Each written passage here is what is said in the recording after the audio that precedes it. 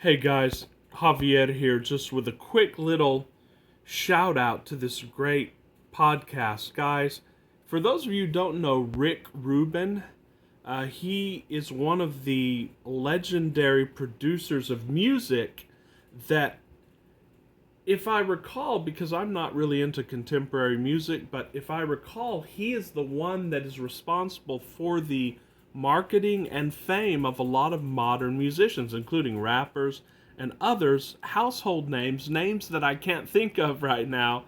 But he was a huge person in the musical industry. And he is a very deeply spiritual person. And in fact, he's written a book about creativity. And all of his experiences and philosophies and teachings really jive with what we talk about on our channel: spirituality, law of assumption, what we call interiorism. So he has this incredible podcast, right? I'd recommend it to everyone. It's called The Tetragrammaton. By the way, that name is interesting because the Tetragrammaton, of course, he knows this. A lot of people don't know this. That is the Hebrew letters which spell out the name of God, Yahweh. And of course, this is Yod He Vav He, and we've done many videos on this. It's basically the name of God, which is what all being is, which is that we are consciousness, and then that we can conceive something, and then through that conception, and then nailing ourselves to the cross of that, or consuming what we do not,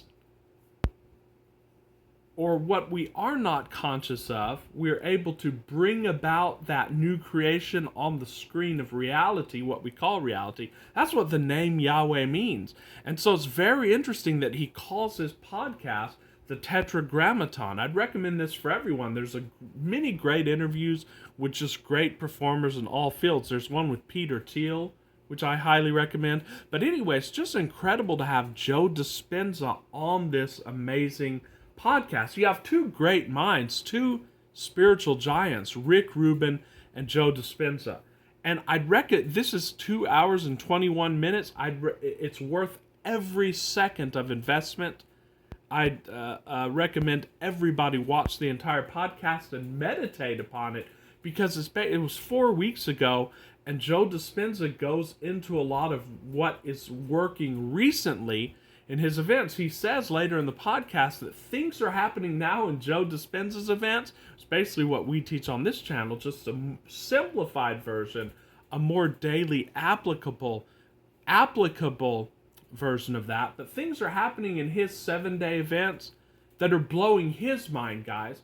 Blind or seeing, deaf or hearing, and this is all published and peer-reviewed, guys. And people are healing themselves and being healed through the mind alone and through meditation alone. And I just want to play like 5 or 6 minutes of this. It's amazing that Rick Rubin cuts to the heart of Joe Dispenza's teaching in a way, I think, that only he could. This is incredible, and I just want you to hear this few minutes of this incredible interview, guys.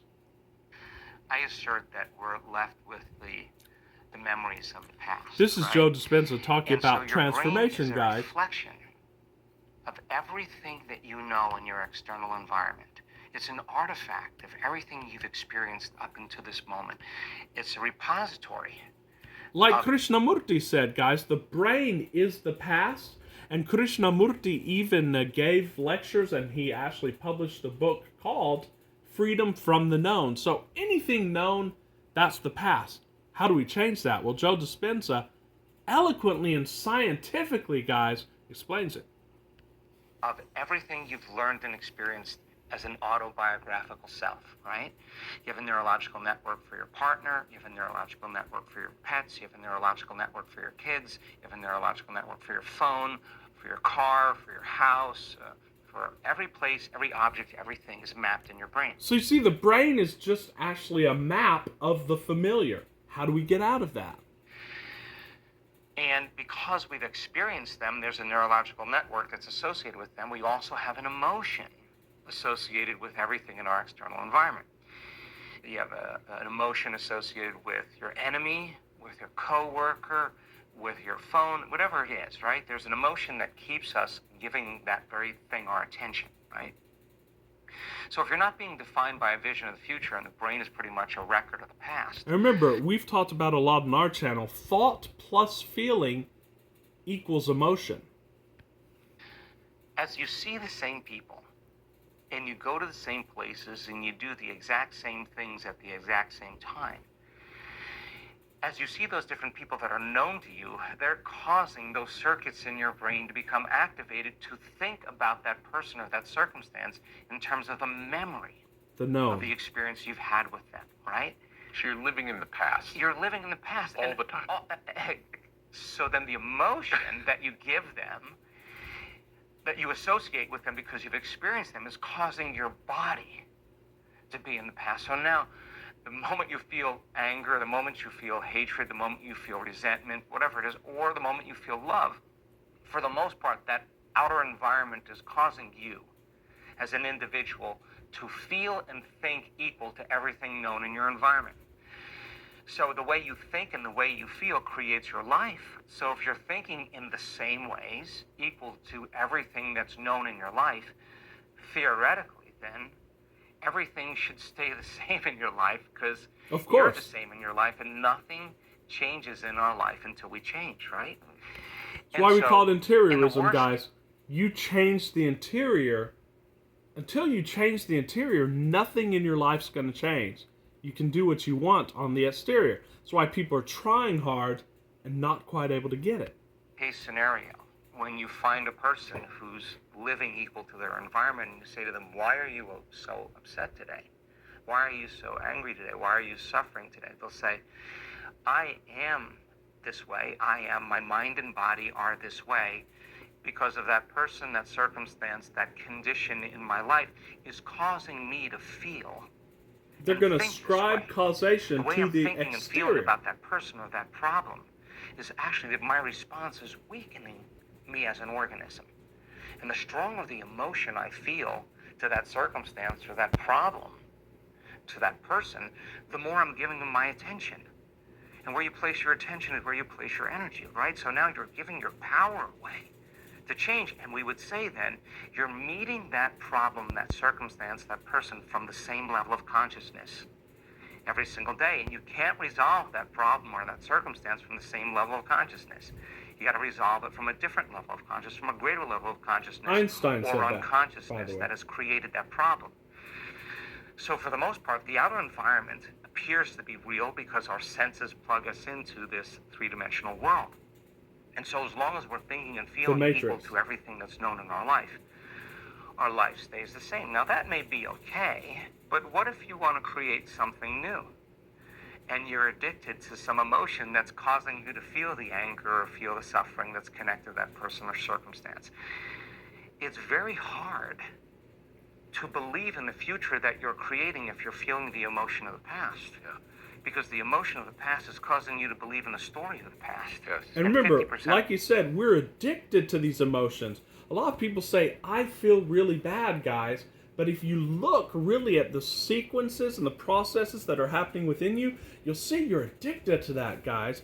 And you'll need more and more negative emotion to meet that addiction of your body. And your body biochemically is asking for more of that emotion. That's why people go into spirals of depression. That's why you see people for years who are just angry people, sad people. They are addicted to those emotions. And what Joe Dispenza teaches, what we teach on this channel, is how to break that spell, guys. Percent of that story isn't even the truth. And people are reliving a miserable life they never even had. 90% of the just past because isn't they even the can't truth, change. guys. What you think So it then is. there's a process of like a biological death that has to go on, where you have to go, if I'm really going to create. As Jesus died and rose again, you have to biologically, chemically, biochemically die and rise again. That's what we teach you on this channel. Something How new to in do my it. life, then I have to overcome in order to become that person. I got to overcome the story, the memory, the belief, the behavior, the emotion that's keeping me in the past. And if I'm addicted to it, there's going to be withdrawals. And, people go on bad trips. And they got to stop telling the story of the past, and they got to start telling the story of the future. And the only way that we could actually believe in that story of our future is when we feel the emotion of that future. And we discovered that when you combine that clear intention, coherent brain, with an elevated emotion, coherent heart, This there's is a power substantial punch, guys. change in your biology as well as your energy. And if you keep Peer doing reviewed. that over and over again, the stronger the emotion you feel about that future, the more you remember it. And you're creating a long-term memory. And biologically, it looks exactly the same as remembering the past. But now you're That's why remembering Neville the said we future. could So change then, the past. is it possible then that we can change our inner world to look like the event has already occurred, neurologically and biologically, epigenetically, so much so that you're feeling the emotions of your future, that you no longer are looking for it. You only look for it, like where is it, when you feel separate from it. If you feel like your future has already happened, You already have it. you already have it. Now And guys, get ready. listen, that's looking for proof, guys. A lot of coaching clients and others have commented on this channel, well, if you're saying this, then prove it. And that's okay for the early stages, guys. But if you're looking for proof and actively saying, well, the outside has to conform, you're living on the outer rather than on the inner. If you have it and you give it to yourself interiorly, biochemically, you're not looking for it on the outer, guys. And that's when you have it. And Rick Rubin's a freaking genius. He's going to summarize this better than I think anyone has. Because this is when the synchronicities, the coincidences, the opportunities, you know this very well, you live this. The door's open, the universe is telling you you're connected, you're in the creative process, and we're here to support the act, right? Yeah. And so then, is it possible then that the consciousness of any new reality, the awareness of any new possibility, the thought fixed in the mind and held in the heart of anything, of any circumstance, of any condition, is the actual thing itself. That's the inner world, right? And so then can we continuously then invest Interiorism. invest our energy into a future that we haven't seen or experienced yet, but we've thought about enough times in our mind that our brain is literally changed to look like the event has already occurred. Well, what comes up for me that's really Listen. interesting, I never thought about this before, but hearing you say that is the reason we want the thing, whatever it is, whatever the object of desire is, isn't really for the thing. It's for the feeling we get from having the thing. It's the end So product. if we can skip to the feeling of having it, in some ways the physical becomes moot. Why? Chef's kiss, guys. Mwah. This is incredible. Rick Rubin is a genius, guys. He says it here. He expresses it here. Guys, if you can give it to yourself within, the physical world becomes moot. Who cares if you get it on the physical? Guys, do you realize how much power that gives you?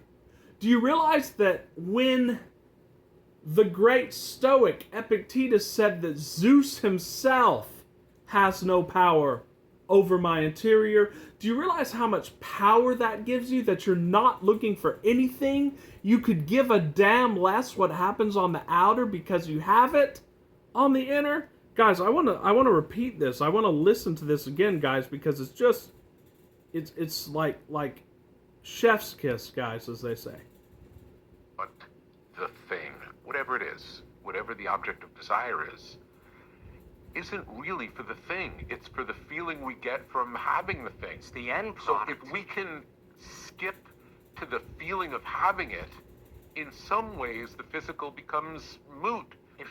Why? Because you're doing it for the experience that produces the emotion, to take away the lack or separation from not having it. Yet the emotion is You're no the goal. longer It's in the end- separation. It's the reward. It's the reward of the experience. When you feel abundant, when you feel unlimited, when you feel whole from the experience, right? But in the quantum, it's kind of a different set of rules. Different We have set of to rules. Feel it in order to experience it. And so then we have to move out of lack and separation. So when a person combines that clear intention and falls in love with the future event before it happens, the body, as the unconscious mind, is so objective, it does not know the difference between the real life experience that's creating the emotion and the emotion that we're fabricating Wow. by thought alone. Guys, the body does not know the difference. This is the essence of interiorism.